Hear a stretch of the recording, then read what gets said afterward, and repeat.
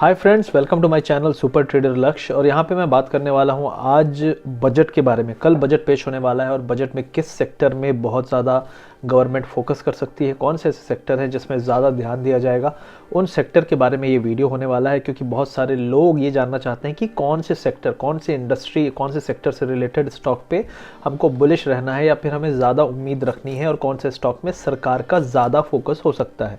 क्योंकि एक एस्टिमेट, एक एक्सपेक्टेशन रहती है और कुछ डिस्कशन जो गवर्नमेंट पहले इशारे कर देती है कि इन सेक्टर्स पे उनका ज़्यादा फोकस रहेगा। क्योंकि ज़्यादातर फोकस गवर्नमेंट का होने वाला है ग्रोथ पे, और ग्रोथ के लिए आपको करना पड़ेगा ज़्यादा खर्चा। तो किस ऐसे सेक्टर पे सरकार ज़्यादा एक्सपेंडिचर करेगी, वो सेक्टर्स का नाम यहाँ पे मैं आपको बताऊंगा। उन सेक्टर से रिलेटेड स्टॉक्स के बारे में भी मैं आपको यहाँ पे जानकारी दूंगा। और ये होने वाला है आपका कि कल बजट में होने वाले कौन से सेक्टर पे आपको बहुत ध्यान रखना है और उन स्टॉक्स की एक वॉच लिस्ट बना के रेडी रखनी है। तो वो स्टॉक्स के बारे में भी मैं आपको यहाँ पे बताऊंगा। सबसे पहली चीज़ है कि गवर्नमेंट को पैसा खर्च करना है, और गवर्नमेंट को अगर पैसा खर्च करना है तो उन्हें अपनी इनकम चाहिए। तो इनकम बहुत ज़्यादा इम्पैक्टेड हुई थी कोरोना के कारण। तो गवर्नमेंट करीब करीब 12 लाख करोड़, 12 लाख करोड़ की बोरोइंग करने की प्लानिंग है इनकी। बहुत अलग अलग तरीके होते हैं, डिसइन्वेस्टमेंट होते हैं, नॉर्मल बोरोइंग होती है। तो बहुत सारी चीज़ें करने का प्लान है इनका। LIC का IPO भी आ सकता है। तो इन सब चीज़ों से करीब 12 लाख करोड़ ये लोग रेस करने वाले हैं। और ये 12 लाख करोड़ जो होंगे ये फंड करेंगे ग्रोथ को जो हमें चाहिए यहाँ पे। अब जो मेजर सेक्टर हैं जिसमें गवर्नमेंट का फोकस होने वाला है, उनमें से सेक्टर के पहले मैं नाम बता दूंगा, फिर सेक्टर से रिलेटेड मैं आपको समझा के स्टॉक्स का नाम बताऊंगा। तो सबसे पहला जो सेक्टर है वो आपका होने वाला है इंफ्रास्ट्रक्चर। दूसरा सबसे इंपॉर्टेंट सेक्टर जो होने वाला है वो होने वाला है आपका हाउसिंग। तीसरा स्ट्रक्चर जो सेक्टर होने वाला है वो होने वाला है आपका मैन्युफैक्चरिंग। फिर उसके बाद एक और चीज़ है जिस पे गवर्नमेंट का फोकस होने वाला है वो है personal income tax. Personal income tax पे गवर्नमेंट कोशिश करेगी कुछ रियायत दे ताकि लोगों के जेब में पैसा जाए, जिससे उनका जो एक्सपेंडिचर है, जो खर्चा करते हैं लोग, वो बढ़े। खर्चा करेंगे तो डेफिनेटली बहुत सारे सेक्टर्स में वो पैसा आएगा। तो ये एक मेजर पॉइंट हो सकता है जिससे लोगों को राहत मिले। और जो एक और सेक्टर है जिसमें गवर्नमेंट फोकस कर सकती है वो है ऑटो। तो ऑटो को लेकर ऑलरेडी बहुत सारी बातें चल रही हैं और स्क्रैपेज पॉलिसी को लेकर भी आपने ऑलरेडी सुना होगा, काफ़ी बज़ है। तो इसके ऊपर भी कुछ अनाउंसमेंट हो सकता है जिससे ऑटो सेक्टर की जो कंपनीज़ हैं उनमें आप काफ़ी मूवमेंट देख सकते हैं। तो कल जो होगा बहुत ज़्यादा एक्शन पैक्ड बजट होने वाला है मेरे हिसाब से। अब एक और यहाँ पे चीज़ इंपॉर्टेंट है कि कौन से सेक्टर में, कौन से स्टॉक्स में हमें ध्यान देना है। तो सबसे पहला जो सेक्टर मेरे हिसाब से वो है एग्रीकल्चर। एग्रीकल्चर में और गाँवों में काफ़ी खर्चा होने वाला है, काफ़ी गवर्नमेंट फोकस करने वाली है। तो गाँव में जो फोकस होगा वो होगा बेसिकली मनरेगा, जो आपको पता है, वो स्कीम के थ्रू। और उसके बाद आपको रूरल इलेक्ट्रिफिकेशन और रोड जो भी कनेक्टिविटी है उसको बढ़ाने पे ध्यान दिया जाएगा। क्योंकि इलेक्ट्रिफिकेशन बढ़ेगा तो डिजिटलाइजेशन बढ़ेगा, उससे आपकी रोड्स बढ़ेगी तो कनेक्टिविटी बढ़ेगी, तो बिजनेस वहाँ तक पहुँच पाएगा। तो ये एक इंपॉर्टेंट पॉइंट है। तो यहाँ पे कुछ कंपनीज़ के नाम मैं आपको बताऊँगा, जैसे कोरोमंडल इंटरनेशनल है। उसके बाद FMCG में डाबर है, मैरिको है। उसके बाद अगर फार्म इक्विपमेंट्स में, अगर गाँव में ज़्यादा पैसा आएगा तो एक और सेक्टर है जैसे आपका एस्कॉर्ट्स है, महिंद्रा एंड महिंद्रा है, स्वराज इंजन है। तो इन कंपनी में काफ़ी मूवमेंट देखा जा सकता है गवर्नमेंट के अगर इसमें अनाउंसमेंट्स होते हैं।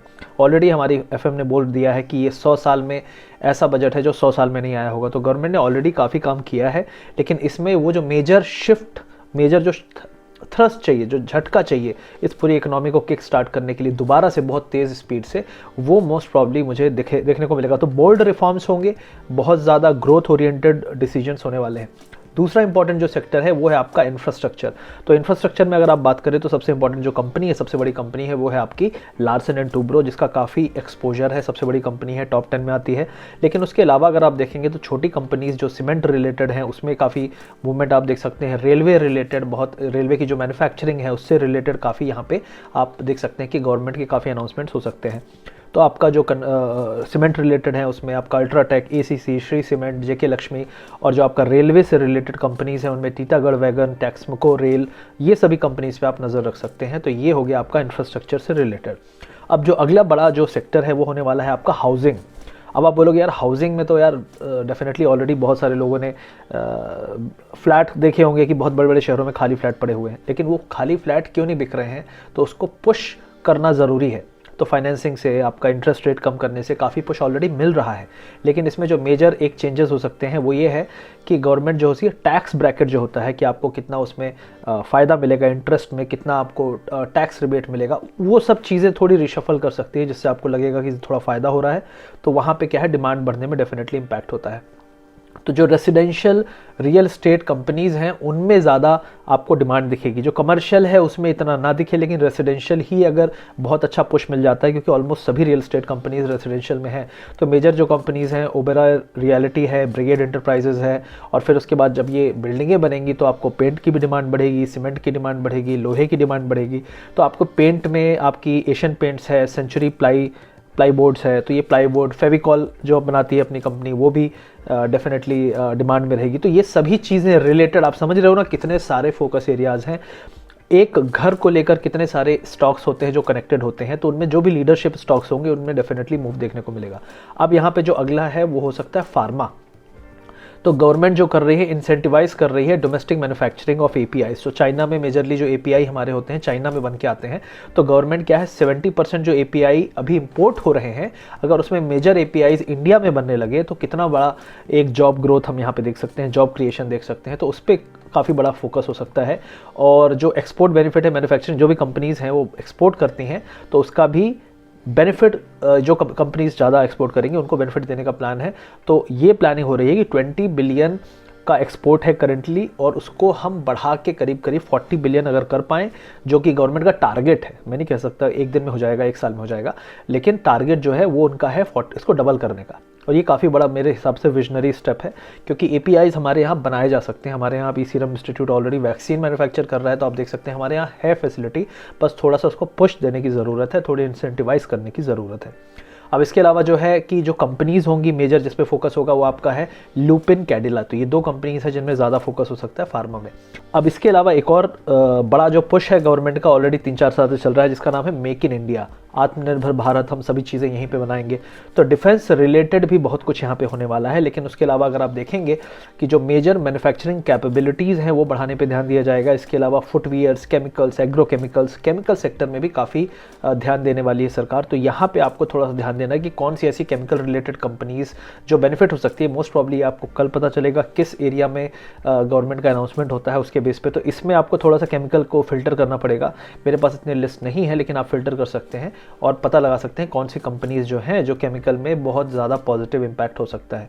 उसके अलावा जो अगला एक है वो है आपका ऑटो सेक्टर। तो ऑटो सेक्टर में स्क्रैपेज पॉलिसी है, जो भी व्हीकल्स हैं 15 साल हो गए हैं उनको हम स्क्रैप कर देंगे, उसमें इंसेंटिवाइज करेंगे, आप अगला व्हीकल खरीदें। तो इससे ऑटोमोटिव कंपनीज़ को काफ़ी बड़ा पुश मिल सकता है। ऑलरेडी आप देख सकते हैं कि मारुति जैसी कंपनी बहुत ज़्यादा अच्छा परफॉर्म नहीं कर रही है स्टॉक प्राइस वाइज, ऑलरेडी पिछले हफ्ते में गिरी है। तो मारुति पे नज़र आप रख सकते हैं, अशोक लीलैंड पे रख सकते हैं, टाटा मोटर पे रख सकते हैं।